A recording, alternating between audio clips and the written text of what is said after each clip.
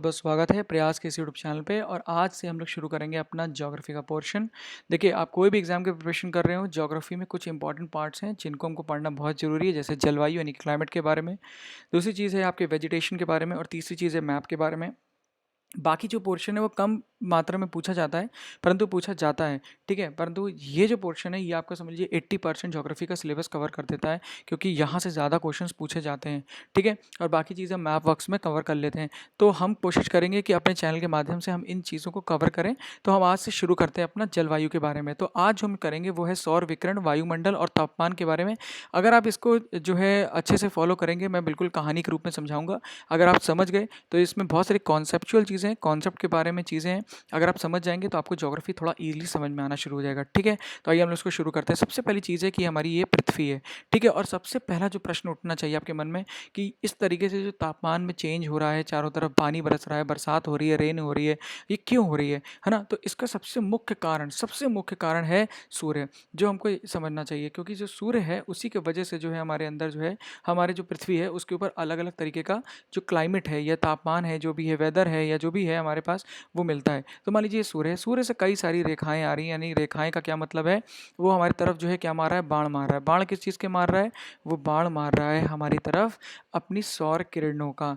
ठीक है, तो ये सौर किरणें जो हैं जब पृथ्वी पे लड़ती हैं तो एक तरीके से यहाँ पे क्या करती हैं, गर्मी पैदा करती हैं। तो मैं आपको बताऊंगा कि ये गर्मी कैसे पैदा हो रही है। और जो सूर्य जो हमारी पृथ्वी है वो गर्म भी होती है ना, वो भी गर्म होती है, और उसका खुद का एक एयर कंडीशन है, तो वो कैसे काम करता है तो इसको हम समझेंगे, है ना। और ये हमारी जो है प्यारी पृथ्वी है, देखिए इसकी ये चेहरा है। ठीक है, तो जो है इसको हम समझने का प्रयास करेंगे, और जब देखेंगे कि किस प्रकार से सूर्य किरणें गिरती हैं और किस तरीके से प्रभाव करती हैं, तो हमें बहुत सारी चीज़ समझ में आएंगी। और क्या क्या अलग अलग जो इंपॉर्टेंट चीज़ें हैं जिनको हमें एग्जाम के लिए भी तैयार रखना है, वो भी देखेंगे। ठीक है, तो सबसे आगे आइए पहली चीज़ शुरू करते हैं, और वो है हमारा सौर विकिरण यानी कि सोलर रेडिएशन के बारे में। यानी कि सूर्य है, ठीक है, ये हमारा सूर्य है, सूर्य चाचा।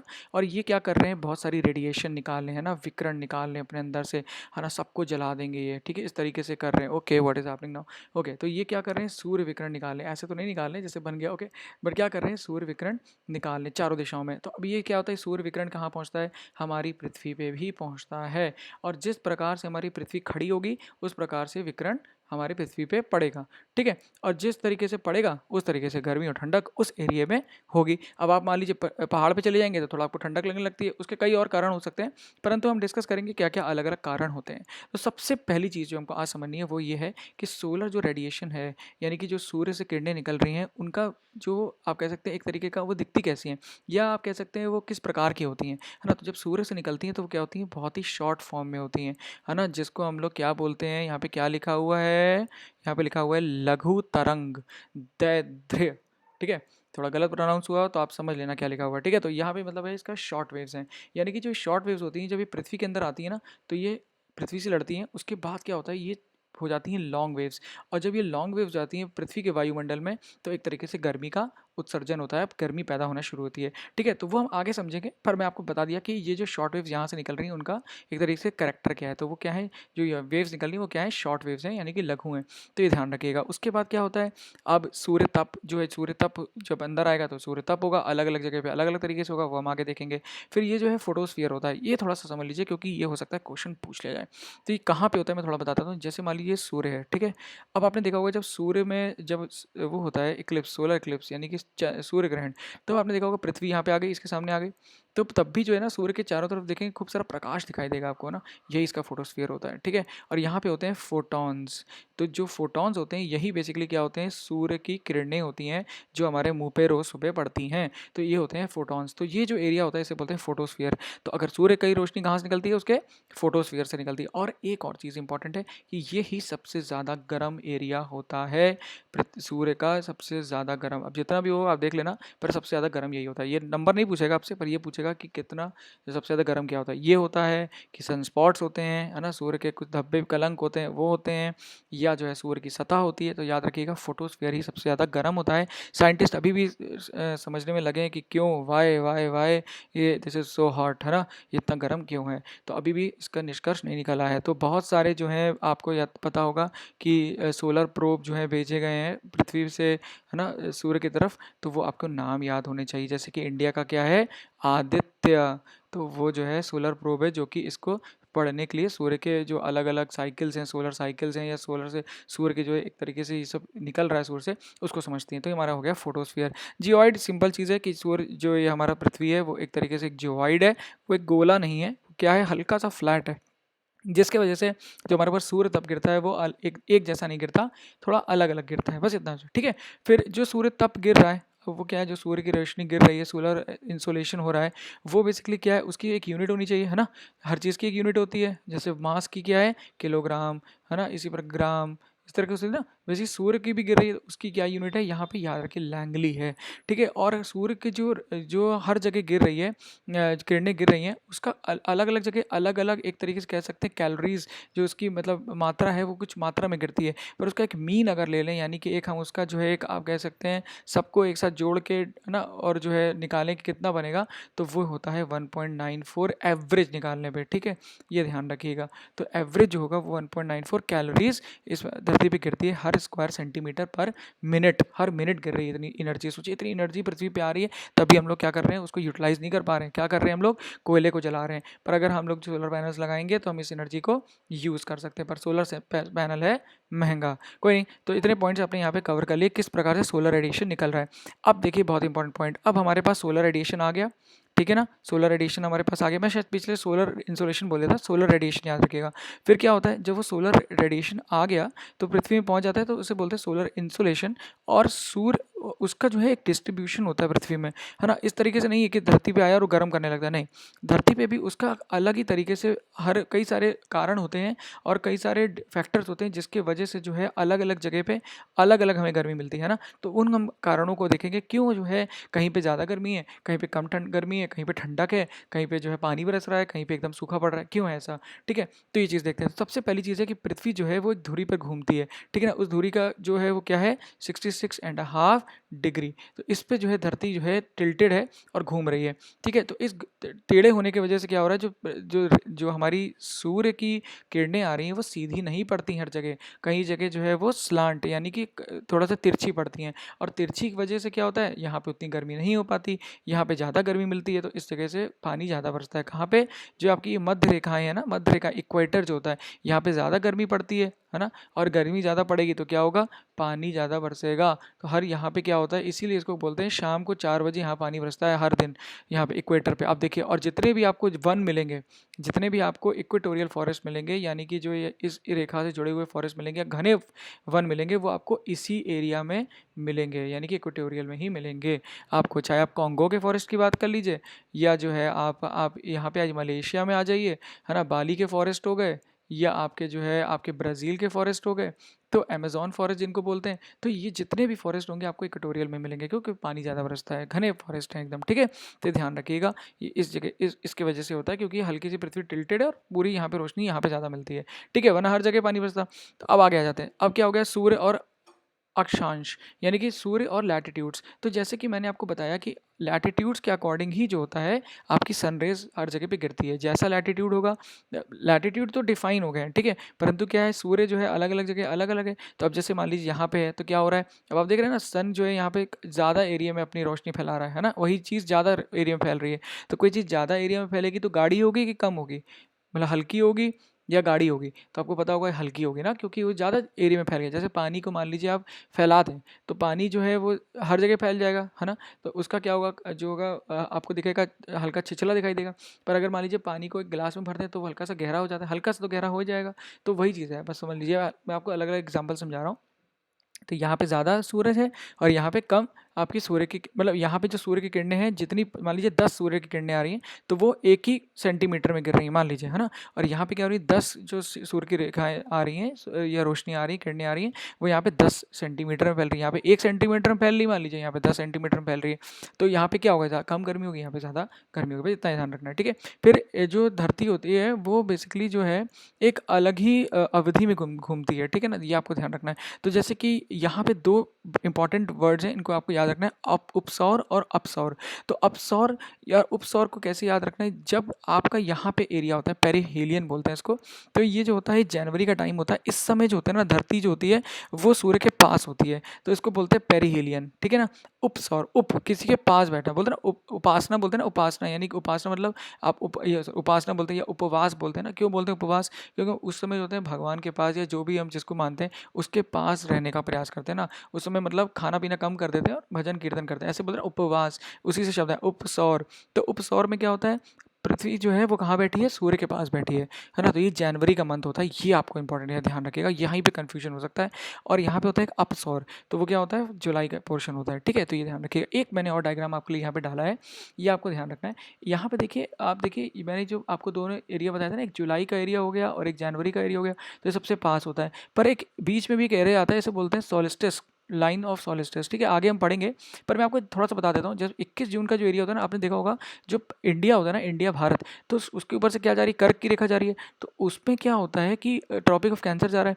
तो अब क्या होता है, जो सूर्य होता है वो एकदम ट्रॉपिक ऑफ कैंसर के ऊपर आ जाता है। तो आप ध्यान रखिए 21 जून और 21 दिसंबर का ये टाइम होता है, ठीक है। और इक्वेटर के ऊपर कब होता है, उसे क्या बोलते हैं, इक्विनॉक्स। तो अभी क्या है, देखिए मैं आपको थोड़ा सा समझाता हूँ क्या हो रहा है। ये मान लीजिए आपकी अर्थ है, ये अर्थ है, ध्यान से समझिएगा, बहुत इंपॉर्टेंट कॉन्सेप्ट है ये, ठीक है। और मान लीजिए मैं, आप जो है वो सूर्य हैं, ठीक है, आप जो है सूर्य हैं इस समय, ऐसे समझिएगा। तो अभी क्या है, आप यहाँ पे देख रहे हैं, ठीक है, ये आप कौन सा एरिया है आपका, ये इक्वेटर है।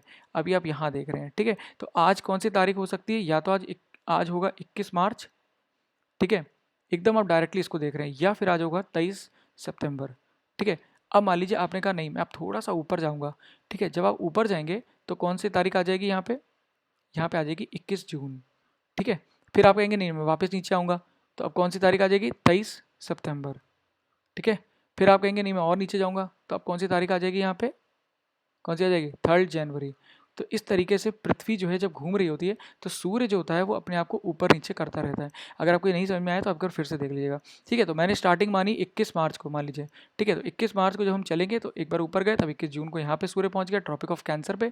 और फिर जब नीचे आए तो ये वापस इक्वेटर पे आया, तो 23 सितंबर हो गया। और फिर वापस नीचे आए तो 3 जनवरी हो गया। अब ये फिर ऊपर आएगा तो कौन सी तारीख हो जाएगी, 21 मार्च हो जाएगी। तो ये ध्यान रखिएगा, फिर ऐसे ही चलता रहेगा। तो इसी वजह से जो है एक तरीके से आप देखिए, गर्मी ठंडक और हमारे जो है जो सीजन्स आते हैं, यानी कि मौसम आते हैं, वो इसी तरीके से बनते हैं, ठीक है। और ये क्यों हो रहे हैं, रेवोल्यूशन की वजह से हो रहे हैं। पृथ्वी के जो रेवोल्यूशन हो रहा है उसके वजह से हमारे सीजन्स आते हैं, यानी कि मौसम आते हैं। और जब पृथ्वी का जो डे और नाइट होता है, यानी कि रोज़ का जो दिन होता है, सुबह और शाम होती है या रात होती है, वो क्यों होता है, रोटेशन की वजह से होता है, यानी कि गोल गोल घूम अपनी ही जगह गोल गोल घूमने की वजह से, है ना। और जब वो और दोनों चीज़ें मैंने आपको बता दी, ठीक है ना। तो ये आपको ध्यान रखना है। उसके बाद क्या है, कौन कौन से और रीज़न है जिसके वजह से पृथ्वी में जो है सोलर इंसुलेशन का अलग अलग होता है। तो दिन की अवधि मैंने बता दी, जहाँ पे दिन ज़्यादा होगा वहाँ ज़्यादा गर्मी होगी। सूर्य अंशांक के बारे में आपको मैंने बता दिया। वायुमंडल की पारदर्शिता के बारे में डिस्कस कर लेते हैं। देखिए जिस दिन ज़्यादा बादल होते हैं उस समय आपको अच्छा लगता है ना, बढ़िया मौसम होता है, तो बस यही समझ लीजिए जिस दिन जहाँ पे बादल ज़्यादा होंगे वहाँ पे जो है गर्मी कम पड़ेगी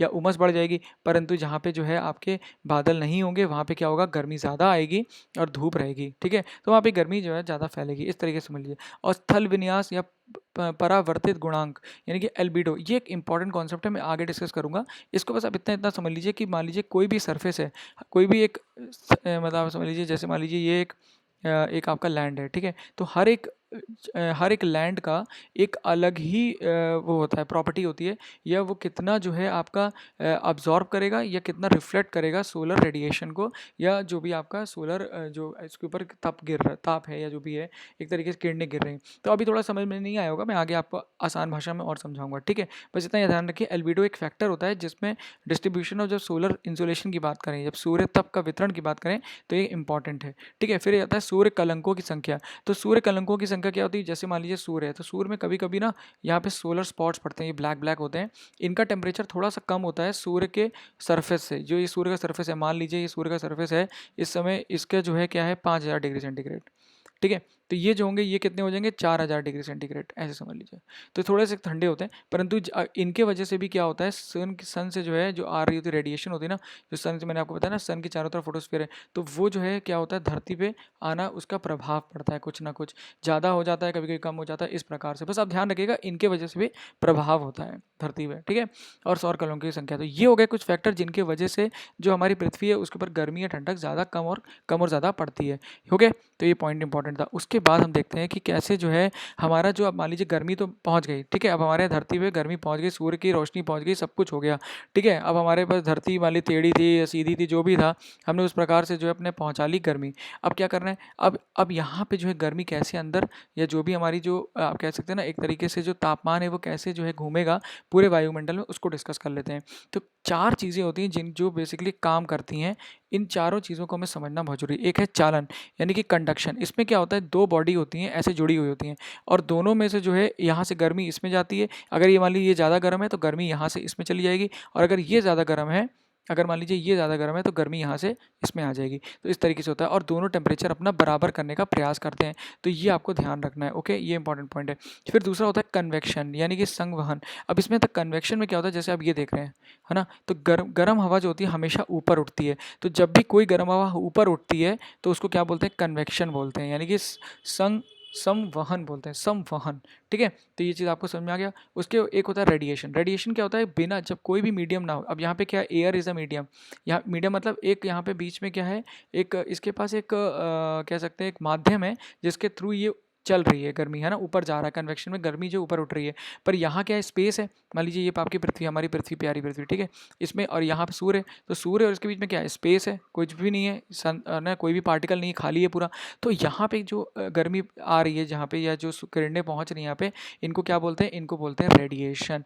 यानी कि कोई भी ऐसी चीज़ जिसको माध्यम नहीं चाहिए और वो अपना जो है एनर्जी ट्रांसफ़र कर दे, यानी कि कुछ भी अपनी शक्ति को ट्रांसफ़र कर दे या गर्मी को ट्रांसफ़र कर दे, उसे बोलते हैं विकिरण। ये बात ध्यान रखिएगा, ठीक है। ये एक वर्ड हो गया। और एक होता है एडवेक्शन, यानी कि देखिए, एक रेडिएशन हो गया, कन्वेक्शन हो गया, कंडक्शन मैंने आपको बता दिया।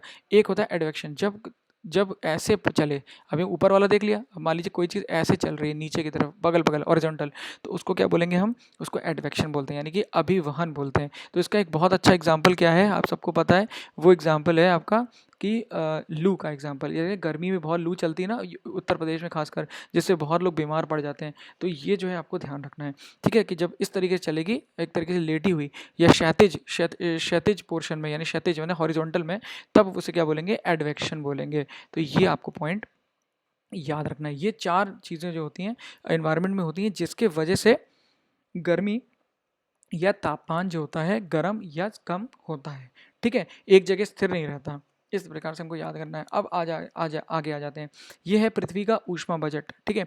अब इसको बस इतना याद रखिए आप, इसके अंदर कुछ मैं आपको समझा देता हूँ, पर आपको इतना याद नहीं रखना है। आपको बस इसके अंदर इतना याद रखना है कि ये जो होता है ऊष्मा बजट जो होता है, जो हमेशा हीट बजट होता है पृथ्वी का, वो हमेशा बैलेंस रहता है ना। हीट बजट जो होता है वो बैलेंस रहता है, यानी कि जितनी पृथ्वी में गर्मी आई है उतनी ही पृथ्वी में गर्मी बाहर भी गई है, ठीक है। इस तरीके से आप याद रखिए। तो ये है, जैसे 100 यूनिट यहाँ है तो आउट गोइंग कितनी है, -100 यूनिट है। बस इतना ध्यान रखिएगा, यही है इसमें समझाया। तो मैं आपको समझा देता हूँ। जैसे मान लीजिए ये सूर्य से किरणें आई, ठीक है, कुछ जो है बादल से लड़के जो है पहले किस फॉर्म में आती हैं आपको पता होगा, लघु फॉर्म में आती हैं। फिर जब लड़ती हैं तो क्या हो जाता है, वो लंबी हो जाती हैं। अब जब लंबी हो जाती है तो कुछ जो है यहाँ पे देखिए बादलों ने इसको जो है यहाँ पे इसने अब्जॉर्व कर लिया, है ना, इसे सोख लिया। कुछ जो है यहाँ पे धरती में जब इसको लौटाया तो यहाँ पे कुछ इन्वायरमेंट में कुछ पार्टिकल्स भी होते हैं, उनके वजह से कुछ लॉस हो गया, है ना, कुछ नुकसान हो गया उनका। फिर उसके बाद जो है लॉन्ग वेव रेडिएशन, ये देखिए लिखा हुआ है, नेट लॉस और लॉन्ग वेव रेडिएशन, कुछ इसकी वजह से हो गया, कुछ पानी गर्म करने में हो गया, कुछ धरती को गर्म करने में लॉस हो गया। तो इस तरीके से जो था, और कुछ जो होता है वो एटमॉस्फेयर को पार करके बाहर निकल गई गर्मी, तो लॉन्ग वेव रेडिएशन। तो इस तरीके से जितनी आती है उतनी ही बाहर भी निकल जाती है। तो एक तरीके से क्या कहते हैं, बैलेंस रहती है, या जीरो भी कह सकते हैं ना, क्योंकि +100 है, -100 तो जीरो हो गया। तो पृथ्वी जो है हमेशा जो अपनी गर्मी को बना के रखती है, परंतु अभी के ग्लोबल वार्मिंग में क्या हो रहा है, वो बैलेंस बिगड़ रहा है हल्का हल्का। क्योंकि अब यहाँ पे क्या हो रहा है, यहाँ पे क्या खुल गए हैं, यहाँ पे चला रहे हैं आप अपनी मर्सिडीज़, ठीक है ना, और यहाँ पे क्या हो रहा है, धुआं निकल रहा है उससे बाहर। तो ये सब ऐसे समझ लिया, मर्सिडीज बहुत गंदी बनी है वैसे, कोई दिक्कत नहीं। तो ये एक पॉइंट यहाँ पे आपको समझना था। अब देखिए एग्जाम में क्वेश्चन कैसे आएगा, ठीक है। एक तो ये पूछा जा सकता है बैलेंस है कि जीरो, ये आप समझ लेना। फिर दूसरी चीज़ क्या है कि जो पृथ्वी होती है ना, ये मान लीजिए पृथ्वी है आपकी, और उसके लैटिट्यूड्स हैं, दिख रहे हैं ना आपको, ये मान लो पृथ्वी है, ये प्यारी सी पृथ्वी बन जाना इस बार, ये पृथ्वी है, ठीक है। हम आधी नीचे है, ठीक है, और जो है ये इसका जा रहा है, क्या चीज़ है, मान लो ये इक्वेटर जा रहा है। अभी पृथ्वी को लिटा दिया मैंने, लिटा दिया, अभी खड़े होकर देख रहे थे ना, अब मान लो लिटा दिया मैंने उसको, ठीक है। और ये इसका क्या जा रहा है, ये इसका जा रहा है ट्रॉपिक ऑफ कैप्रिकॉर्न नीचे वाला, और ये मान लो ऊपर वाला जा रहा है, ये नॉर्थ पोल हो गया। समझ में आ रहा है कि नहीं आ रहा है, थोड़ा सा विजुलाइज करो, ठीक है। ये साउथ पोल हो गया, ठीक है। तो ये जो कहाँ है पृथ्वी, तो दिख ही नहीं रही इसमें, ठीक है। चलो यहाँ पे हमने पृथ्वी बना ली, ठीक है। तो अब ये पृथ्वी बन गई, तो अभी क्या होगा, कि जो पृथ्वी है बेसिकली यहाँ पे क्या होगा, आपके यहाँ पे ज़्यादा जो है कम टेम्परेचर है, तो यहाँ पे आपको कम गर्मी मिल रही है पृथ्वी सूर्य से, पर यहाँ पे क्या है, ज़्यादा मिल रही है। तो बस वही समझाया गया है, यहाँ पे सरप्लस है, यहाँ पे डेफिसिट है। तो ये दोनों, और जब यहाँ पे ज़्यादा गर्मी होती है तो क्या होता है, वो यहाँ की तरफ मूव करना शुरू करती है, ठीक है, पोल्स की तरफ मूव करना शुरू कर देती है गर्मी। और इसकी वजह से क्या होता है, हीट एनर्जी जो होती है वो जब ट्रांसफ़र होती है एटमॉस्फेयर, तो वो एक तरीके से क्या करती है, बैलेंस कर देती है, पूरी अर्थ को बैलेंस करने का प्रयास करती है, ठीक है। तो यहाँ पे भी एक ऐसा नहीं होता कि बहुत ज़्यादा गर्मी हो जा रही है, और यहाँ पे भी ऐसा नहीं होता कि बहुत ज़्यादा ठंडक हो जा रही है। पृथ्वी अपने आप को पूरा टेम्परेचर को बैलेंस करती है। बस इतना पॉइंट याद रखना है कि कहाँ पे जो है गर्मी ज़्यादा होती है और कहाँ पे कम होता है, यानी कि डेफिसिट कहाँ होता है, कहाँ पे ज़्यादा, कहाँ पे डेफिसिट होता है, कहाँ पे सरप्लस होता है, यानी कि गर्मी कहाँ पे ज़्यादा है, यानी कि इक्वेटर पे ज़्यादा है, इक्वेटर का डायग्राम बनाया ना मैंने, और कहाँ पे कम होती है, पोल्स पे कम मिलती है। तो इतना ध्यान रखना है आपको, ठीक है। फिर आ जाते हैं सूर्य तापमान, और यानी कि टेम्परेचर पे, सॉरी तापमान पे आ जाते हैं, टेम्परेचर पे। तो ये तापमान क्या बताता है, तापमान जो होता है किसी चीज़ का, ये बताता है कि कोई भी चीज़ मान लीजिए आपकी मोबाइल है, वो कितना गर्म है या कितना ठंडा है, वो जो होता है किससे बताया जा सकता है, टेम्परेचर से उसके, है ना। कहते हैं ना, इसका देखो टेम्परेचर कितना हो रहा है ना। या आपको कोरोना है कि नहीं है, तो वो भी किससे बताया जा सकता है, आपके टेम्परेचर से बताया जा सकता है। आप अगर पसीने फेंक रहे हैं, है ना, और आपको बुखार लग रहा है, तो आपका टेम्परेचर नाप लिया जाएगा, तो आपको पता चल जाएगा कि कोरोना है कि नहीं है, ठीक है ना। तो ये क्या होता है, टेम्परेचर होता है, इसको बस ध्यान रखिए। फिर क्या होता है, ये किस पे डिपेंड करेगा, आप अब मान लो आप धूप में ज़्यादा खड़े हुए हैं, तो आपके ऊपर क्या होगा, ऑब्वियसली आपके ऊपर धूप पड़ रही है तो आपको गर्मी लगेगी ना यार, बस वही चीज़ समझाई गई है। तो यहाँ पे ध्यान रखो इस बात का आप, ठीक है। फिर तापमान के वितरण को नियंत्रण करने के कारण, तो अभी क्या है कि कई सारे जो हो सकते हैं आपको, जो मान लीजिए जो तापमान है यहाँ पे पृथ्वी पे पड़ रहा है जो भी, उसके कई सारे कारण हो सकते हैं कि क्यों कहाँ पे ज़्यादा गर्मी पड़ रही है, क्यों कहाँ पे कम पड़ रही है। तो एक तो हो गया अक्षांश, यानी कि कौन सा लैटिट्यूड है, मैंने पहले भी डिस्कस किया होता। फिर दूसरी चीज़ है कि समुद्र तल से उसकी दूरी कितनी है उस जगह की जहाँ पे धूप गिर रही है ना, इसको भी हम देख लेते हैं। और फिर है वायु संहिता या महासागरीय धाराओं की प्रवृत्ति, ये भी देखेंगे हम क्यों ऐसा होता है, और स्थानीय कारक, ठीक है। तो ये समझ लेते हैं। तो जैसे मान लो आप, जैसे मान लो ये क्या है आपका, ये चीज़ क्या है, ये आपका है सी, ठीक है। अब यहाँ पे क्या होगा, यहाँ पे सी है, जैसे जैसे हम ऊपर चढ़ेंगे ना, वैसे वैसे क्या होगा, टेम्परेचर गिरता जाएगा। ये देख रहे हो आप, इसे इसे बोलते हैं नॉर्मल लैप्स ऑफ रेट, पर हम आगे भी पढ़ेंगे इसको, ठीक है, इसलिए आप परेशान मत होना। बस इतना ध्यान रखो कि जैसे जैसे ऊपर बढ़ते हैं तो उसके वजह से भी टेम्परेचर गिरता है, और जैसे जैसे जो हम समुद्र के पास रहेंगे उसके वजह से भी हमारा टेम्परेचर जो है वो मॉडरेट रहता है। तो ये ध्यान रखने वाली, क्योंकि यहाँ पे सी ब्रीजेस चलती हैं, और सी ब्रीज क्या करेंगे, हमेशा टेम्परेचर को रेगुलेट करते रहेंगी। यहाँ ठंडी हवा यहाँ से अंदर जाएगी और गर्म हवा उठा के बाहर निकाल देगी, फिर ठंडी हवा यहाँ से नीचे आएगी, क्योंकि जो जो आपका पानी होता है ना, ओशन जो होता है ना, वो थोड़ा सा ठंडा होता है एज़ कम्पेयर टू लैंड। आपने देखा होगा समुद्र किनारे जाइए तो आपको थोड़ा ठंडा पानी मिलता है ना, गर्मी के दिन में भी जाएंगे तो भी।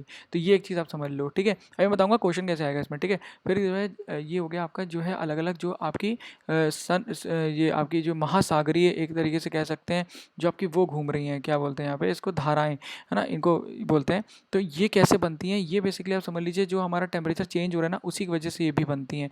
यहाँ पे ज़्यादा गर्मी है तो क्या होगा, धीरे धीरे इवेपोरेशन होने लगेगा, इवेपोरेशन होगा तो यहाँ से पानी इधर आएगा तो इधर वाला इधर जाएगा, इस तरीके से चलती हैं, ठीक है। अभी हम बाद में इसको करेंगे, बस इतना ध्यान रखो कि इसके वजह से क्या होता है। जैसे ये जो है हमारा इक्वेटर की लाइन है, दिख रही है ना, इक्वेटर की मध्य मध्य वाली जो लाइन है, तो इसके अंदर क्या होगा, यहाँ पे पानी ज़्यादा गर्म हो रहा होगा। तो जब ये पानी ज़्यादा गर्म होगा तो ये क्या करेगा, ऊपर ये जो गल्फ स्ट्रीम है यहाँ से मूव करना शुरू करेगी। ये देखो गल्फ स्ट्रीम दिख रही है ना, तो यहाँ पे क्या होता है, यहाँ पे तो ठंडा एरिया है, ये तो एरिया ठंडा है। तो यहाँ पे जब ये पहुँचेगी ना, तो यहाँ पे जो पानी होगा हल्का सा गर्म हो जाएगा। तो ये जब यहाँ पे, तभी जो है यहाँ के जो हार्बर होते हैं, जो यहाँ पे हमेशा जमे नहीं रहते हैं, है ना, यहाँ पे हमेशा बर्फ़ नहीं रहती है। आप देखिए इंग्लैंड वाले जो एरिया है, ये इंग्लैंड ना, तो ये हमेशा यहाँ का जो पानी या जो इनका तटवर्ती एरिया होगा वो जमा नहीं रहेगा, वो उनके जो हमेशा बंदरगाह होते हैं हमेशा खुले रहते हैं। तो ये बात आप यहाँ पे पॉइंट याद रखना, ये एग्जाम में डायरेक्टली पूछा जाता है, ठीक है। तो ये पॉइंट मैंने आपको बता दिया। अब देखो एग्जाम में क्वेश्चन कैसे पूछा जाएगा। एग्जाम में आपको 4 पॉइंट दे दिए जाएंगे और पूछा जाएगा तापमान के वितरण को नियंत्रण करने वाले कौन कौन से कारण हैं। बस आपसे पूछा जाएगा क्या लैटिट्यूड एक कारण है, यानी कि अक्षांश एक कारण है, तो आपको पता होना चाहिए हाँ लैटिट्यूड एक कारण है, अलग अलग लैटिट्यूड पे अलग अलग गर्मी पड़ती है। दूसरा वो पूछेगा कि क्या जो है ऊंचाई एक कारण है, कि जैसे जैसे आप ऊंचे पहुंचते हैं तो वैसे वैसे गर्मी कम होती है, ज़्यादा होती है, आप बोलेंगे बिल्कुल है ना। तो आप जो है ऑप्शन इस तरीके से मार्क कर सकते हैं। और कुछ स्थानीय कारक भी होते हैं। स्थानीय कारक मान लो कोई जगह है, वहाँ पे क्या है, कुछ ज़्यादा ही आपके पानी मतलब बादल बनते हैं, या आपके कुछ जो है रेगिस्तान का एरिया है, या आपका कह सकते हैं कुछ पठारी एरिया है ना, तो वहाँ पे क्या होगा, गर्मी ऑब्वियसली ज़्यादा पड़ेगी। कोई जगह जहाँ पे वनस्पति ज़्यादा है, तो जहाँ पे पेड़ ज़्यादा होंगे वहाँ पे क्या होगा, गर्मी जो है कम पड़ेगी थोड़ी सी, है ना, ढक लेंगे एरिया को। तो इस तरीके से कई सारे कारण पे भी डिपेंड करता है, तो आपके ध्यान रखना है। ओके, तो ये हो गया। अब आ जाते हैं हम एल्बिडो पे। एल्बिडो में क्या होता है, देखो यार ये इंपॉर्टेंट है थोड़ा सा, अब इसको समझ लेना। किसी भी वस्तु की सतह पर पहुंचने वाली विकिरण, है ना, जो हमारे ये रेडिएशंस आ रही हैं, है ना, विकिरण के जितने भाग का वापस परावर्तन हो जाता है उसको हम एल्बिडो बोलते हैं। यानी कि मान लीजिए यहाँ से धरती पे ये सूर्य की किरणें आ रही हैं, ठीक है, ये वाटर में क्या हुआ, ये जो है इतना ज़्यादा रिफ्लेक्ट नहीं किया। अगर मान लो यहाँ पे काली रंग की बोट पड़ी होती, है ना, बोट खड़ी होती, बहुत बड़ा शिप होता काले रंग का, तो ये जो है ना कोशिश करता कि ये ज़्यादा से ज़्यादा जो है अपना अब्जॉर्व कर ले, यानी कि 90% हो सकता है ये अपनी गर्मी अब्जॉर्व कर लेता। अब मान लो यही जो है सूर्य जो है कहाँ गिरा, ये आपके एक तरीके से आइस पे गिरा, है ना, ये जो आपका दिख रहा है बर्फीला एरिया, इस पे गिरा, तो क्या होता है वापस ये जो है रिफ्लेक्ट कर देता है इसको, है ना, और इससे इसकी वजह से क्या होता है, गर्मी जो होती है वो पृथ्वी पे नहीं बढ़ती। अब क्या हो रहा है, ग्लोबल वार्मिंग के पोल्यूशन की वजह से क्या हो रहा है कि पोल्यूशन की वजह से क्या हो रहा है, बहुत सारे पोल्यूटेंट हवा में उड़ रहे हैं। ध्यान से समझना, अब ये बहुत इंपॉर्टेंट नई चीज़ है एकदम, है ना, बहुत सारे पोल्यूटेंट हवा में उड़ रहे हैं, ऐसे ऐसे कई सारे पार्टिकल्स, और वो क्या हो रहे हैं, वो गिर जाते हैं आपके जाके इन जो ये बर्फीले एरिया होते हैं ना, इनके ऊपर ग्लेशियर्स पे जाके गिर जाते हैं। और ये क्या होता है, ये ग्लेशियर हो गए अब काले। अब क्या होगा, काले हो गए तो क्या होगा, जब सूर्य की किरण गिरेगी तो एल्बिडो ज़्यादा होगा कि कम होगा, एल्बिडो कम हो जाएगा। क्यों? क्योंकि अब उतना ज़्यादा नहीं परावर्तन हो रहा है जितना पहले हो रहा था, क्योंकि अब ये सफ़ेद नहीं रहे। अब जो काला काला एरिया ना वो गर्मी ज़्यादा सोखने लगेगा। बस आपको ये पॉइंट याद रखना है कि अल्बिडो में क्या होता है, जितना ज़्यादा अल्बिडो होगा उतना जो है जो आपकी गर्मी है वो वापस रिफ्लेक्ट हो जाएगी, और जितना कम एल्बिडो होगा उतनी ज़्यादा जो है गर्मी सोख लेगा। यानी कि एक तरीके से आप कह लें डायरेक्ट इनडायरेक्टली प्रोपोर्शनल है ना, जितना ज़्यादा उतना कम जो है आपकी गर्मी पृथ्वी पे रहेगी। ये ध्यान रखिएगा एल्बिडो। तो एल्बिडो का मतलब है कितना परिवर्तन हो गया, यानी कि वापस चली गई। इस पॉइंट को आप याद रखिएगा। फिर फैक्टर्स क्या हैं कि परिवर्तन जो हो रहा है वो क्यों हो रहा है, तो फैक्टर यही है कि लैंड फॉर्म के बारे में मैंने आपको बता दिया। जैसे कि एक अगर मान लीजिए हिम शिखर है, या मान लीजिए कोई ग्लेशियर का एरिया है, तो वो पूरा सफ़ेद होगा। अब वो सफ़ेद होगा तो ज़्यादा उसके अंदर एल्बिडो होगा, ठीक है, एक पॉइंट ये हो गया। और दूसरा क्या है, एंगल ऑफ रेडिएशन। मान लीजिए कोई चीज़ स्लांट है, तो अब आपको पता है कि वो स्लांट है, तो उसके वही जो 10 किरणें हैं इतने एरिया में पड़ती हैं अगर, है ना, तो वो अब कितने एरिया में पड़ेंगे, अब वो इतने एरिया में पड़ेंगे क्योंकि वो स्लांट है, ठीक है। तो इस तरीके से होता है। तो ये दोनों कारण होते हैं, ये बात पॉइंट आपको याद रखना है। अब आपको कुछ मैं आपको बताता हूँ, ये यूनिट इतनी इंपॉर्टेंट नहीं है, पर आपको ये पता होना चाहिए कि अगर मान लीजिए आपको एग्जाम में पूछा जाए कि इसमें से कौन सा जो होगा इसमें सबसे ज़्यादा एल्बिडो होगा, आपको पता होना चाहिए जो भी चीज़ें सफ़ेद होंगी ना ज़्यादा, वो जो होंगी सबसे ज़्यादा आपका जो है एक तरीके से एल्बिडो दिखाएंगी, ठीक है। तो एक याद रखिए, हिम जो आवरण होते हैं वो सबसे ज़्यादा होते हैं, उसके बाद घने बादल होते हैं, फिर हल्के बादल होते हैं। तो ये बस इतना ध्यान रखिएगा, ये इंपॉर्टेंट है, ठीक है। तो यहाँ से हो गया हमारा एल्बिडो ओवर। तो अब हम आगे बढ़ते हैं। फिर एक इसके अंदर पॉइंट आता है, वो पॉइंट आता है, ये थोड़ा सा मेरी इमेज यहाँ पे लोड नहीं हुई क्या, ओके आ गई। तो यहाँ पे क्या है, लंबवत वितरण और क्षैतिज वितरण के बारे में हम थोड़ा सा पढ़ लेते हैं। यानी कि वर्टिकल जो है आपका एक तरीके से जो हमारा ऊपर की तरफ जब हम बढ़ते हैं तो किस प्रकार से जो है तापमान जो है वो वेरी करता है या बदलता है, ठीक है। तो इसको बोलते हैं हम सामान्य ह्रास दर, यानी कि नॉर्मल लैप्स रेट। जो जो मैं आपको पॉइंट बता रहा हूँ ना वो इंपॉर्टेंट पॉइंट्स हैं, आप इसको ध्यान रखिएगा क्योंकि ये एग्जाम में डायरेक्टली पूछ लिया जाता है। तो जैसे जैसे हर 1 किलोमीटर पे जो टेम्परेचर होता है वो कितने से गिरता है, 6.25 डिग्री सेंटीग्रेड से गिरता है, ये आपको ध्यान रखना है, ठीक है। और ये जो होता है जो आपका जितना पास होगा पृथ्वी के पास उतना कम ज़्यादा टेम्परेचर होगा। यहाँ पे देखिए टेम्परेचर ज़्यादा, और जैसे जैसे ऊपर जाएंगे टेम्परेचर जो है वो कम होता जाता है, ठीक है। ये ट्रॉपिक, ये कहाँ पे, ये कौन सी लाइन कहलाती है, ये कहलाती है ट्रोपोपॉज, यानी कि यहाँ पे ट्रोपोस्फियर खत्म हो जाता है। तो अभी ये जो है हम इसके बारे में, ट्रोपोस्फियर के बारे में हम कहाँ पढ़ेंगे, अभी नेक्स्ट वीडियो में पढ़ेंगे, अभी नहीं पढ़ेंगे इसको, ठीक है। ये किस तरीके से हमारा जो वायुमंडल है वो विभाजित है और किस प्रकार से हो रहा है, बस इतना ही ध्यान रखना कि अगर पूछा जाए सामान्य ह्रास दर, उसका दर क्या है, तो ये ध्यान रखना चाहिए 1 किलोमीटर हर 1 किलोमीटर पे 6.6 डिग्री सेंटीग्रेड गिरता है। हॉरिजॉन्टल के बारे में बात कर ले मान लो अगर, है ना, जैसे क्षैतिज वितरण के बारे में, किस प्रकार से जो है आपका जो वितरण है वो आपके एक कह सकते हैं कि लैटिट्यूड्स में या अक्षांश जो पढ़े थे ना हमने, उस पर कैसे रहता है। तो अभी देखो आप ट्रॉपिकल एरिया जो है, अब यहाँ पे ध्यान देखना फोटो, ये जो एरिया देख रहे हो यहाँ पे हल्का पीला पीला, और ये क्या है, इक्वेटर है। हल्का से यहाँ पीला दिखाई दिया था ना, यहाँ पे देखो, ये देखो पीला दिख रहा है ना, पीला। पर आप देखो यहाँ के एरिया में, यहाँ ज़्यादा लाल है ना, इंडिया भी कवर कर लो, और यहाँ पे ज़्यादा लाल है। ये कौन सा एरिया कहलाता है, ये ट्रॉपिकल एरिया कहलाता है। ये इंटर ट्रॉपिकल हो गया, ये ट्रॉपिकल हो गया, ठीक है।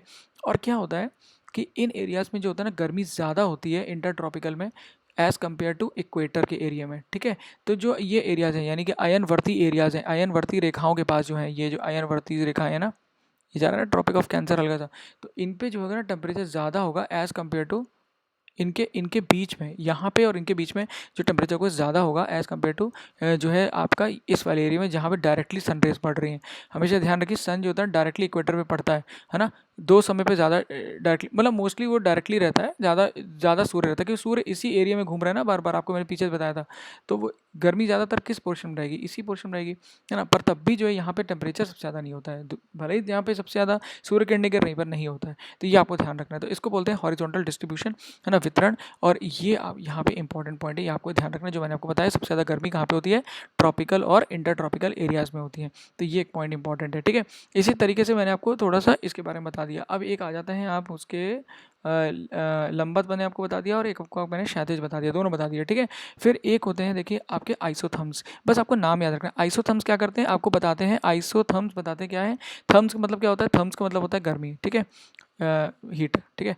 और आइसोथर्म्स क्या बताते हैं, कौन से एरिया में कितनी गर्मी। अब जैसे देखो ये लाइन्स दिख रही है, यहाँ पे क्या लिखा है 25 डिग्री सेंटीग्रेड।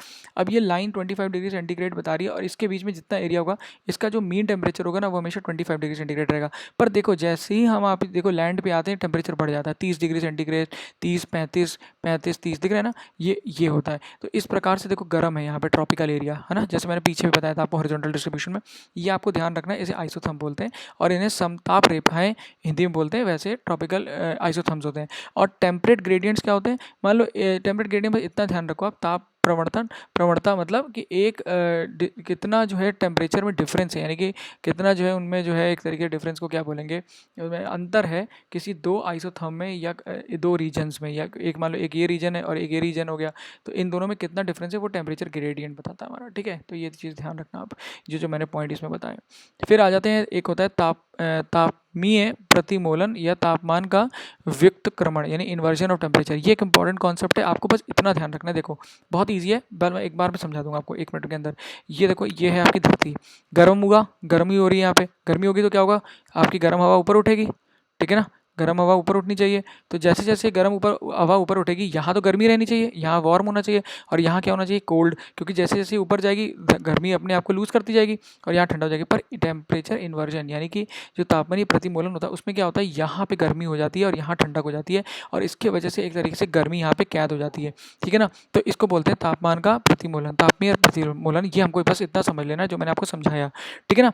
नॉर्मल कंडीशन में ये होता है, पर होता क्या है इसके अंदर वार्म एयर ऊपर हो जाती है और नीचे आ जाती है कोल्ड एयर, बस इतना ध्यान रखो। अब इसमें देखो दो पॉइंट इंपॉर्टेंट है, ये मैंने निकाला है। इसके अंदर आपको ये पता होना चाहिए कि कौन सा कितने तरह के हैं और कौन किसके अंदर आता है, ठीक है। तो हम इसके अंदर दो पढ़ेंगे, बेसिकली एडवेक्शनल इन्वर्जन के बारे में पढ़ेंगे, और इसमें जो होते हैं दो तरह के होते हैं जो कि सबसे ज़्यादा इंपॉर्टेंट है, उनको हम देखने का प्रयास करेंगे। एक होता है वदाग्री यानी चक्रवर्तीय प्रतिमूलन, और एक होता है घाटी प्रतिमूलन। तो सबसे पहले घाटी प्रतिमूलन देख लेते हैं। ये देख रहा है आपको, ये घाटी दिख रही है आपको, ये घाटी है ना, ये एक देखो, और यहाँ पे क्या है, ये माउंटेन है, ये घाटी है, ठीक है। अब क्या होता है, दिन में तो यहाँ पे गर्मी उठ रही है, तो गर्मी उठने की वजह से यहाँ पे हल्के से ऊपर उठेगी गर्मी, यहाँ की एयर ऊपर जाएगी धीरे धीरे, पर जैसे जैसे धीरे ऊपर जाएगी तो यहाँ से ठंडी हवा शाम को नीचे आने लगेगी यहाँ पे, ठीक है।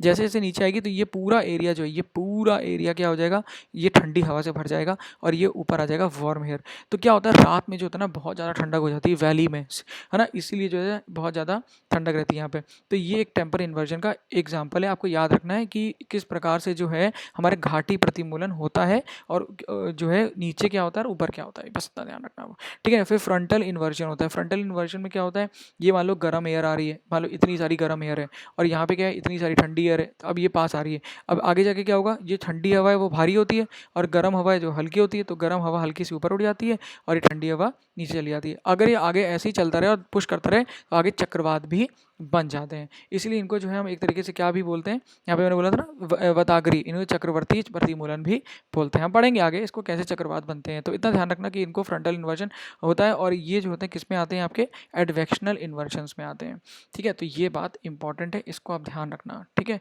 और इनके कौन कौन से एग्जाम्पल हम देख सकते हैं अपने चारों तरफ, जो इनके वजह से होते हैं। आपने देखा फॉग होता है, फॉग है ना, कभी कभी फॉग देखा होगा। तो क्यों होता है फॉग, क्योंकि होता क्या है कि जो ठंडक के दिन होते हैं ना उसमें धरती जो होती है ना बहुत ज़्यादा ठंडी हो जाती है, ठीक है, ठंडी हो जाती है।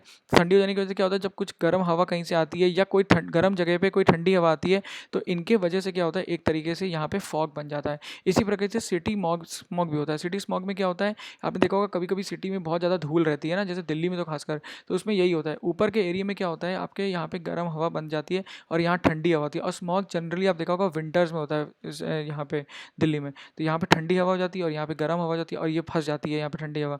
तो इसमें क्या होता है, यहाँ पे प्रदूषण ज़्यादा हो जाता है और यहाँ पे ये बंधी रहती है हवा, और यहाँ पे जो होता है प्रदूषण ज़्यादा, इसे बोलते हैं सिटी स्मॉग। ठीक है, ध्यान रखना आप। फिर यहाँ पे जब इस प्रकार की कभी भी कोई कंडीशन होगी ना, तो हमेशा जो है वहाँ पे ड्राइनेस हो जाएगा। मतलब ड्राइनेस का मतलब हल्का सा जो एयर होती है वो हल्की सूखी सूखी सी होती है, रूखी रूखी सी होती है, बस इतना ध्यान रखना। और फ्रॉस्ट का क्या मतलब होता है ये मैं आपको बता देता हूँ। जैसे यार आप ये समझो, यहाँ पे ये समझिए आप कि जब ये ठंडा हवा यहाँ पे आई ना, तो यहाँ पे मान लो किसी ने बहुत सारी सब्जी उगा रखी है, ठीक है, बहुत सारी सब्जी उगा रखी है, तो क्या होगा यहाँ पे जब इतनी ठंडी हवा आ जाएगी तो क्या होगा, एक तरीके से पाला पड़ गया तो इनकी सब्जी भी खराब हो जाती है, जो भी इन्होंने जो भी उगा रखा है। तो पाला पड़ना जो होता है वो इसी कारण से होता है, जो एकदम से हवा आती है और वो फंस जाती है। तो ये हो गया हमारा इन्वर्जन के बारे में जो हमने पढ़ लिया। कुछ ये इंपॉर्टेंट कॉन्सेप्ट्स हैं, इनको आपको बिल्कुल भूलना नहीं है, इन पे क्वेश्चन आते हैं। फिर आता है एक एनुअल रेंज ऑफ टेम्परेचर, तो ना, तो एनुअल रेंज ऑफ टेम्परेचर कैसे, आपको 3 पॉइंट याद रखना है। इक्वेटर पे क्या होता है, सबसे कम होता है ना, और ट्रॉपिकल जो एरियाज होते हैं, जैसे मैंने आपको बताया था ना, ये वाले एरियाज होते हैं ना, इंटर ट्रॉपिकल एरियाज, ये तो इंटर ट्रॉपिकल एरिया हो गया, कोई येलो निकालता हूँ मैं, ठीक है। तो ये तो हो गया इंटर ट्रॉपिकल एरिया, ठीक है, और ये हो गया ट्रॉपिकल एरिया, और ये हो गया इक्वेटर आपका, ठीक है। तो इक्वेटर के ऊपर नीचे वाले एरियाज में यहाँ पे सबसे ज़्यादा होता है, ठीक है। अभी क्यों होता है मैं बताऊंगा आपको। और ऑन सीज जो होता है वो सबसे कम होता है, ठीक है। ये देखो 3 डिग्री सेंटीग्रेड दिखाई दे रहा है ना, 3 डिग्री सेंटीग्रेड, 3 डिग्री, और ये इक्वेटर के एरिया में ही है। तो होता क्या है, इक्वेटर में पानी बरसता रहता है, ठीक है। अब जैसे मान लो यहाँ पे टेम्परेचर बढ़ रहा है इक्वेटर में, फिर क्या हुआ, 4 बजे तक वो पहुँचा कितने पे, 25 डिग्री सेंटीग्रेड पे पहुँचा, फिर पानी बरस गया तो वो कितने पे आ गया, फिर 19 पे आ गया। तो ज़्यादा कोई डिफरेंस नहीं हुआ। पर यहाँ पे क्या होता है, ऊपर गर्मी क्या होता है, यहाँ पे क्या होता है, जो इस ट्रॉपिकल एरियाज़ हैं जो हमारे, एक तरीके से आप जो ये कर्क की रेखाएं के ऊपर होते हैं, इनमें क्या होता है, यहाँ पे पानी बरसता नहीं है, तो ये टेम्परेचर क्या होता है, बढ़ता चला जाता है एकदम, है ना। ये कहाँ पहुँच जाएगा, 45 पे पहुँच जाएगा। फिर एकदम से, क्योंकि यहाँ पे कोई बादल भी नहीं है, तो एकदम से रात होगी तो क्या होगा, टेम्परेचर गिरना शुरू हो जाएगा। तो टेम्परेचर कितना आ जाएगा, एकदम से आ जाएगा, मान लो 19 आ जाएगा, 15 आ जाएगा। तो काफ़ी डिफरेंस हो गया ना, 30 डिग्री सेंटीग्रेड का डिफरेंस होगा। और वही देखो 30 जब यहाँ लिखा हुआ है, तो यही सब होता है यहाँ पे, ठीक है। तो इस तरीके से, और इस तरीके से रोज होता है। और जब इसको हम साल भर में निकालते हैं तो हम उसको क्या बोलते हैं, वार्षिक तापमंतर बोलते हैं, ठीक है। तो यहाँ पे ध्यान रखो आप कि यहाँ पे इक्वेटर में सबसे कम होता है, पानी पे भी, समुद्र में भी कम होता है, और नॉर्दर्न ट्रॉपिकल्स एरियाज में सबसे ज़्यादा होता है, क्योंकि यहाँ पे लैंड होता है, ठीक है। यहाँ पे ज़्यादा पानी है, इसलिए मैंने बोला पानी पे कम होता है। तो ध्यान रखना। अब आपसे 2-3 क्वेश्चन मैं बता देता हूँ कैसे बनेंगे। देखो, जो ये है एरिया, ये क्या है, अटलांटिक का एरिया है, ये अटलांटिक ओशन है, ठीक है ना, नॉर्थ अमेरिका है ना। और ये क्या है, पैसिफिक ओशन है। तो सबसे ज़्यादा कौन सा खुला हुआ है इन दोनों में, ये ज़्यादा खुला हुआ है, यानी कि यहाँ पे पानी ज़्यादा है। तो सबसे ज़्यादा जो वार्षिक, आपका जो वार्षिक तापमांतर होगा, एनुअल रेंज ऑफ टेम्परेचर, सबसे ज़्यादा किसकी होगी, जो सबसे ज़्यादा खुला है उसका नहीं होगा, जो सबसे कम खुला है उसका, क्योंकि यहाँ पे क्या है, वेरिएशन नहीं है ना। यहाँ पे क्या है, वेरिएशन, यहाँ पे क्या है, वेरिएशन ज़्यादा नहीं है, यहाँ पे वेरिएशन बहुत ज़्यादा है। यहाँ पे लैंड भी है, देख रहे हो इस तरीके से टेम्परेचर चेंज हो रहा है बार बार, कब बढ़ रहा है, घट रहा है, और एक तरीके से लैंड भी पास में है, जो ज़मीन है वो भी पास में है, तो उसके वजह से भी यहाँ पे ज़्यादा रहेगा, ठीक है। और यहाँ पे क्या होगा, ज़्यादा डिफरेंस नहीं दिखाई देगा, क्योंकि यहाँ पे जो है दूर दूर तक लैंड नहीं है, इसलिए पैसिफिक ओशन यानी कि प्रशांत महासागर में जो हमारा वार्षिक तापमांतर होता है वो कम होता है, ये ध्यान रखना। इसी प्रकार से पूछा जा सकता है कि जो ऊपर का एरिया है, यानी कि जो ट्रॉपिक ऑफ कैंसर के एरिया है, या जो इक्वेटर के ऊपर, यानी कि उत्तरी जो आपका गोलार्ध, उसमें वो ज़्यादा गर्म होगा कि नीचे वाला ज़्यादा गर्म होगा। तो ऊपर आप याद रखना, हमेशा ये वाला एरिया ज़्यादा गर्म होता है, इसका एनुअल रेंज ऑफ टेम्परेचर भी ज़्यादा होता है, ठीक है। ये क्वेश्चन बन जाते हैं यहाँ से। फिर आ जाते हैं एक एडियाबैटिक चेंजेस के ऊपर। एडियाबैटिक चेंजेस में क्या होता है, एडियाबैटिक चेंजेस पर इतना ध्यान रखो आप कि एडियाबैटिक चेंजेस कब होते हैं, कि जब कोई वस्तु ना तो बाहर के माध्यम से ऊष्मा देती है और ना ही प्राप्त करती है। देखो, मैंने आपको बताया था ना, ऊष्मा कैसे ट्रांसफर होती है, जब दो चीज़ों को जोड़ दो तब ऊष्मा ट्रांसफर हो जाती है। परंतु कभी कभी क्या होता है, हम प्रेशर को बढ़ाएं या कम करें तो ऊष्मा जो होती है किसी भी चीज़ की, वो बढ़ती है या कम होती है। जैसे कि प्रेशर कुकर, हम क्या करते हैं, प्रेशर बढ़ा देते हैं प्रेशर कुकर में, तो क्या होता है, चीज़ें जल्दी गर्म हो जाती हैं, है ना, हो जाती है ना। इसी प्रकार से भी प्रकृति में भी होता है, ठीक है। तो इसको क्या बोलते हैं, या तो एडियाबैटिक शीतलन होता है, या एडियाबैटिक ऊष्मण होता है। तो ऊष्मण का एग्जांपल तो मैंने दे दिया, प्रेशर कुकर। अब आपको शीतलन दिखाता हूँ, ठीक है। तो जैसे मान लो, जब इस तरीके से, जो मान लो सी है या कोई भी है, यहाँ पे एक तरीके से क्या हुआ, ऊपर हवा बढ़ी। जब ऊपर हवा बढ़ती है तो क्या होता है, यहाँ पे प्रेशर क्या होता है, ऊपर जाने पे प्रेशर क्या हो जाता है, कम होने लगता है ना, पहाड़ों पे। तो प्रेशर जब कम होने लगेगा तो क्या चीज़ होगा, कि जो ये जो होते हैं आपके बेसिकली जो पार्टिकल्स होते हैं, वो क्या करते हैं, अपने आप को एक्सपैंड करते हैं तो गर्मी को रिलीज़ कर देते हैं, गर्मी को रिलीज़ कर देते हैं और क्या करते हैं, यहाँ पे पानी बरसने लगता है। बस बस जैसे ही पानी बरसता है, ये इसको पार करते हैं, और जब पार करते हैं तो यहाँ पे इनके अंदर कोई अब मॉइस्चर तो रह नहीं जाता, तो जो दूसरी तरफ का एरिया होता है ना, वो क्या हो जाता है, एक तरीके से सूखा रहता है। तो इसका एक एग्जाम्पल कहाँ पे होगा पृथ्वी पे? अगर मैं आपको एग्जाम्पल दूँ तो इसका एक एग्जाम्पल है नॉर्थ अमेरिका में रॉकीज़ का एरिया, जो जैसे मान लो ये नॉर्थ अमेरिका है ना आपका, ये नॉर्थ अमेरिका का एरिया है, ये नॉर्थ अमेरिका में बना देता हूँ आपका अच्छा सा एक, ये आपका नॉर्थ अमेरिका हो गया, ठीक है, ये नॉर्थ अमेरिका बन गया। अब आपको मैं रॉकीज़ बना देता हूँ। तो जो नॉर्थ अमेरिका का ये कोस्ट है, यहाँ पे जो आपका कोस्ट है, यहाँ पे आपको रॉकीज़ मिलेंगे, है ना। तो यहाँ पे जब जो यहाँ पे जो भी आपके एक तरीके से वो आ रही हैं, विंड्स आ रही हैं, तो वो रॉकीज़ पे जब आती हैं तो यहाँ तो पानी गिरा देती हैं, पर जो उधर जब आती हैं तो यहाँ पे जो है एक तरीके से सूखा पड़ जाता है, और यहाँ पे एक, इसीलिए यहाँ पे एक डेजर्ट भी है, जिसे हम क्या बोलते हैं, आप लोग मुझे कमेंट में लिख के बताएंगे कि उसे क्या बोलते हैं, ठीक है। तो ये चीज़ हो गया। तो इसलिए जो है ये एक इसी वजह से जो है एडियाबैटिक चेंजेस मैंने आपको क्यों बढ़ाया, क्योंकि आप देखिए हमारा मैप में भी ये चीज़ दिख रही है। तो किस प्रकार से हमारी जो जितने कॉन्सेप्ट हैं उनको हमको कैसे मैप में लगाना है आपको आना चाहिए, इसलिए मैंने आपको समझाया, ठीक है। ये आपको इस कॉन्सेप्ट समझ में आ गया ना, जो मैंने आपको प्रेशर कुकर का एग्जाम्पल समझाया, जब नीचे जाएगा तो इस तरीके से, और ये जो आपको मैंने शीतलन के बारे में बताया कि जब ऊपर जाते हैं तो किस प्रकार से एक्सपैंड होते हैं, यहाँ पे दिखाया, और उसके बाद जो है पानी बरसता है। तो ये एक इंपॉर्टेंट कॉन्सेप्ट था। अब आ जाते हैं हम ताप कटिबंधों का प्रादेशिक वितरण, ठीक है। तो एक तरीके से बस एक समझ लीजिए, ये एक वो दिया हुआ है आपको, किस प्रकार से जो है अलग अलग आपके जोन्स होते हैं ना, उनको आपको समझ लेना है बस। ये पूछा जा सकता है एग्जाम में डायरेक्टली, कि मान लो ये पूछ लेगा 45 डिग्री सेंटीग्रेड से लेके 45 डिग्री से लेके और 66.5 डिग्री तक कौन सा है बेसिकली, ये ध्रुव नहीं है, ये ऐसे मत मानना कि ये ध्रुव पृथ्वी का वो है, ठीक है। तो वो आपको पता होना चाहिए कि वो क्या है, शीत कोण कटिबंधीय प्रदेश, इसको एरिया को कहते हैं, ठीक है। ये आपको पता होना चाहिए, है ना। इसको इंग्लिश, और जैसे वो पूछेगा टूंड्रा कौन सा रीजन होता है, टूंड्रा प्रवेश कौन सा है प्रदेश, तो आपको पता होना चाहिए टूंड्रा का कौन सा एरिया है, 66.5 से लेके 90 डिग्री। तो ये इस तरीके से है। तो अभी हम ये आगे पढ़ेंगे वेजिटेशन का, जब हम पढ़ेंगे ना अपना जो वो जितनी भी चीज़ें हैं, तब हम उसको देखेंगे, तब वहाँ पे इस चीज़ को हम और भी अच्छे से पढ़ेंगे। बस इतना ध्यान रखो कौन कौन से होते हैं और कौन कौन से डिग्री से लेके कहाँ कहाँ तक होते हैं, इतना इंपॉर्टेंट है। बस इतना पता हो गया तो समझ लो आप समझ जाओगे कि कैसे आगे आगे जब हम पढ़ेंगे तो आपको समझ में आ जाएगा। बस इतना ध्यान रखना। फिर एक हीट आइलैंड का कॉन्सेप्ट है, वो मैं आपको थोड़ा सा बता देता हूँ, हो सकता है एग्जाम में आ जाए। होता क्या है कि कोई भी आप मान लो कोई भी शहर है, ठीक है, उसके अंदर क्या होता है, ये देखो इस तरीके से, उसके अंदर क्या है, सूर्य की किरणें गिर रही हैं, पर अंतु क्या है, यहाँ पेड़ वेड़ कुछ भी नहीं है, और ना आसपास के एरिया में पेड़ है। तब क्या होता है, यहाँ पे जो ना गर्मी इतनी, क्या होता है, गर्मी यहाँ पे ये एक तरीके से क्या होता है, अब्जॉर्व करने लगते हैं, मतलब सोखने लगते हैं, है ना। आप देखना कभी आप सड़क पे चले जाओ और पेड़ ना हो, कितनी गर्मी हो जाती है उस एरिया में, है ना। तो अब्जॉर्व क्या होता है, लेस होते हैं हीट, और हीट क्या होती है, वो ज़्यादा से ज़्यादा जो है बाहर निकलना शुरू कर देती है। तो अभी होता क्या है, इसकी वजह से एक इस तरीके का एक पूरा का पूरा एक वो बन जाता है, एक डोम टाइप बन जाता है, और गर्मी जो होती है यहाँ बढ़ती रहती है ना, बढ़ती रहती है, और ये हीट वेजिटेशन बन जाता है। और ये मोस्टली कहाँ पे आपको दिखाई देगा, दिल्ली में दिखाई देगा आपको, कि दिल्ली में ये चीज़ दिखती है, क्योंकि उसके कई सारे कारण हैं। यहाँ पे पहाड़ माउंटेन्स भी हैं, और वहाँ पे जो है एक तरीके पोल्यूशन भी बहुत ज़्यादा है, पेड़ भी कम है, और आसपास जो है वो ज़्यादा पेड़ पौधे नहीं हैं वहाँ पे। आसपास क्या है, एग्रीकल्चर फील्ड्स हैं। तो उसके वजह से भी क्या है, दिल्ली में ये चीज़ होता है। तभी दिल्ली में जो है आप देखिए जो है कोशिश करी जाती है कि हवा का सर्कुलेशन बनवाया जाए, है ना। अलग अलग डिवाइसेस लाते हैं, या पोल्यूशन कम करने के लिए भी वो यूज़ करते हैं। तो अगर हवा का अच्छा सा अगर सर्कुलेशन करा जाएगा तो ये हीट आइलैंड नहीं बनेगा, और लोगों को आराम रहता है। तो ये तो था जो आज मैंने आपको कवर कराया है, काफ़ी सारे पॉइंट्स क्लाइमेट का पहला जो हमने कवर कर लिया, कैसे जो हमने एकदम बेसिक्स थी ये सारी चीज़ें, इनको पढ़ना जरूरी था। अब हम आगे देखेंगे किस प्रकार से जो है अलग अलग जो है धाराएं कैसे बनती हैं, कौन कौन से एरियाज़ हैं, कैसे कैसे जो है वो पृथ्वी पे इम्पैक्ट डालती हैं, और कैसे जो है हमारे जीवन को भी इम्पैक्ट डालती हैं। तो अभी जो है आज के लिए हम इतना ही रखेंगे, और नेक्स्ट वीडियो में जो है हम इसको कंटिन्यू करेंगे।